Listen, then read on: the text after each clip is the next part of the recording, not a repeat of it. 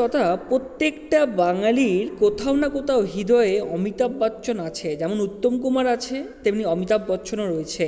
আর অমিতাভ বচ্চনের সিনেমা দেখে আমরা ছোট থেকে বড় হয়েছি। আর আজ সেই অমিতাভ বচ্চনের আজকে পোর্টফোলিও নিয়ে অ্যানালাইসিস করব।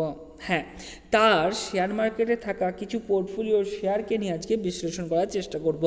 অর্থাৎ সেই শেয়ারগুলির মধ্যে পাওয়ারফুল কোন কোন শেয়ারগুলি রয়েছে, আর অ্যাকচুয়ালি অমিতাভ বচ্চন যে বিনিয়োগ করেছে সিনেমা জগতে সে যথেষ্ট পারদর্শী, কিন্তু শেয়ার মার্কেটে সে কতটা পারদর্শী দেখার চেষ্টা করব।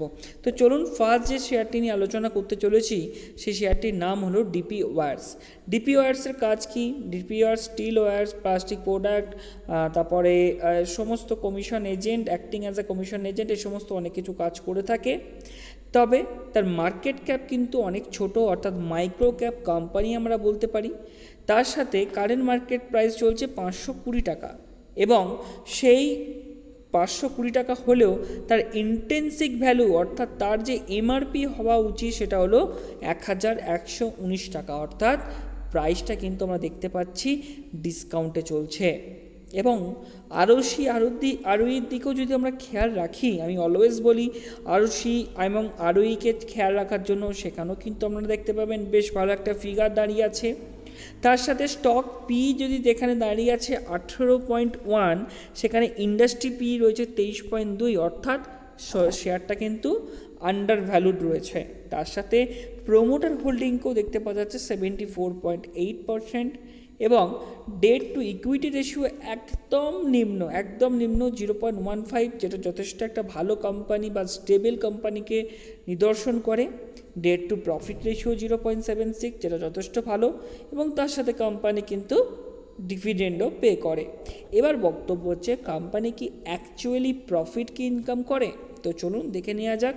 কোম্পানির কোয়ার্টারলি রেজাল্ট যদি আমরা ফলো আপ করি, তাহলে আমরা দেখতে পাবো কোম্পানির সেলস কিন্তু আস্তে আস্তে গ্রোথ হয়েছিল, বাট মাঝখানের দিকে হঠাৎ করে আমরা দেখলাম জুন 2023-এ এবং সেপ্টেম্বর 2023-এ, যদিও জুন 2023-এর তুলনায় বেড়েছে, তবে হঠাৎ করে জুন 2023-এ কিন্তু ড্রপ করে গেল, কারণ কন্টিনিউ গ্রোথ হতে দেখতে পাওয়া গেছে কোম্পানির সেলসের মধ্যে, বাট হঠাৎ করে জুন 2023-এ কিন্তু ড্রপ করতে দেখতে পাওয়া গেছিলো। তার সাথে কোম্পানির যে অপারেটিং প্রফিট মার্জিনকেও কিন্তু ডিক্রিজ হতে দেখতে পাওয়া গেছে। অর্থাৎ কোম্পানির যদি আমরা কোয়ার্টারলি রেজাল্টকে ফলো আপ করি, তাহলে এখনও পর্যন্ত যেটা বুঝতে পারা যাচ্ছে যে কোম্পানির কিন্তু যে ফাইন্যান্স কিন্তু সেভাবে স্টেবল নয়। তবে যদি আমরা সেটাকে profit and loss statement check করি, তার কারণ যেহেতু ছোট কোম্পানি, তাহলে কোয়ার্টারলি রেজাল্টের থেকে প্রফিট অ্যান্ড লস স্টেটমেন্টটা কিন্তু বেশি রিলায়েবল, এবং সেখানে আমরা দেখতে পাবো যে সে কিন্তু কন্টিনিউ কিন্তু তার যে সেলস গ্রোথ কিন্তু সে দেখিয়েছে, এবং সে বর্তমানে টিল টু দ্য মান্থ সে মার্চ 2023-এর থেকে কিন্তু অলরেডি বেশিতে রয়েছে। এবং তার সাথে তার যদি নিট প্রফিটের নিয়ে আলোচনা করা হয়, তো নিট প্রফিটকেও কিন্তু আমরা যথেষ্ট গ্রোথ হতে দেখতে পাওয়া যাচ্ছি। তবে আমি পূর্বেই বলেছি যে কোম্পানি অপারেটিং মার্জিন কিন্তু পূর্বের তুলনায় কিন্তু ফল হতে দেখতে পাওয়া গেছে, যেটা একটা নেগেটিভ পয়েন্ট, বাট এখনও পর্যন্ত মেজরিটি অফ পয়েন্ট কিন্তু পজিটিভলি দেখাচ্ছে বা দেখা যাচ্ছে। ইনভেস্টরদের যদি দেখা যায় যে ইনভেস্টর কে আছে, তাহলে ডেফিনেটলি আমরা দেখতে পাবো যে সেখানে অবশ্যই অমিতাভ বচ্চন নিজে রয়েছে, এবং প্রেম কেবলস প্রাইভেট লিমিটেড বলে কেউ একজন পাবলিকের মধ্যে মেন শেয়ার হোল্ডিং বা হাই নেটওয়ার্ক ইনভেস্টর কেউ রয়েছে, এবং যেটা অবশ্যই কোম্পানির যেহেতু প্রোমোটার হোল্ডিং বেশি, সেটা কিন্তু কোম্পানি কিন্তু একটা স্টেবল কোম্পানি বলে অবশ্যই দেখায়। এবং তার সাথে তার যদি টেকনিক্যাল অ্যানালাইসিস আমরা করার চেষ্টা করি, ডিপি ওয়্যার্স যে কোম্পানির শেয়ার প্রাইসটা আজ থেকে কিছু বছর আগে, অর্থাৎ 2 বছর আগে আমরা দেখতে পাচ্ছি যেটা 96 টাকাতে চলতো, 100 টাকাতে চলতো, সে আজকে 5 গুণ উপরে ট্রেড করছে।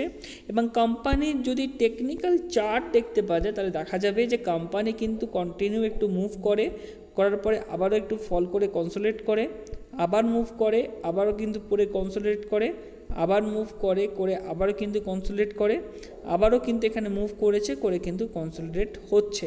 অর্থাৎ আমরা এই যে কনসোলিডেটেড জোনটায় রয়েছে, সেই জোনটাতে কিন্তু অবশ্যই আমরা কিছু কোয়ান্টিটি বাই করা যেতে পারে, যেহেতু তার ইন্টেন্সিক ভ্যালুর থেকে এখনও সে অনেকটা নিচুতে কিন্তু সে ট্রেড হচ্ছে। তার সাথে আমরা যদি ডেলি বেসিসেও দেখি তাহলেও আমরা দেখতে পাবো স্টক প্রাইসটা কিন্তু প্রায় ওভারসোল্ড পজিশনে চলে গেছে। অর্থাৎ অমিতাভ বচ্চনের যে শেয়ার আমরা দেখতে পেলাম ডিপি ওয়ার্সকে কিন্তু বর্তমান প্রাইসে হয়তো নেওয়া যেতে পারে এবং সেখানে একটা বেশ ভালো রিটার্নও জেনারেট করা যেতে পারে। তো আজকে এই পর্যন্তই, দেখা হবে নেক্সট ভিডিওতে। ভালো থাকবেন, সুস্থ থাকবেন এবং অবশ্যই কিন্তু কমেন্ট করে যাবেন যে আজকের ভিডিও আপনাদের কেমন লাগলো। তো এখানে শেষ করলাম, দেখা হবে নেক্সট ভিডিওতে।